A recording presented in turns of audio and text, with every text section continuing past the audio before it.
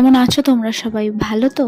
এদিকে সকাল সকাল উঠে জামা কাপড় কেচে ছাদে যেয়ে উঠতে যাবো, তখন দেখি মেয়ে ঘুম থেকে উঠে গিয়েছে। তাই ওকে কোলে নিয়ে চলে গেলাম ছাদেতে। ছাদে থেকে আসার পরে ঘরে সমস্ত কাজ করবো বলে যেই ঘরে ঢুকেছি, বাইরে বেরিয়ে দেখি মেয়ে কর্ম সেরে বসে আছে। পুরো আটার কৌটোটা পুরো উল্টে দিয়ে নিচে বিখে আর বসে আছে। পরিষ্কার করতে না করতে আর এক কাণ্ড ঘটে দিয়েছে। এদিকে দেখো, সিঁদুর ঠাকুরের কাছে ভুলে পুজো দিতে গিয়ে সিঁদুরের কৌটোটা সামনে রেখে চলে গিয়েছিলাম, সেটা মেখে বসে আছে। আমার 24টা ঘন্টায় এখন মনে হয় 48 ঘন্টা হলে বেশি ভালো হতো, কারণ একটা কাজ করার পরে আর একটা কাজ করতে আমার বেশ অনেকটা সময় লাগে। এইদিকে ঘরের সমস্ত রান্নাবান্না করার পরে গিয়েছিলাম একটু ছাদে।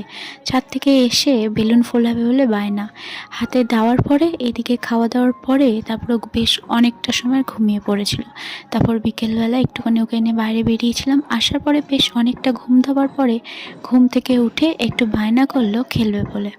যাই হোক, একে নিয়ে এখন ভালোই আমার দিন কাটে। ঘুম থেকে ওঠার পরে ওর কাউকে চাই আর না চাই, মাকে ঠিক কাছে চাই। আর ক্যামেরা চললে দুষ্টুমিটা দ্বিগুণ হয়ে যায়।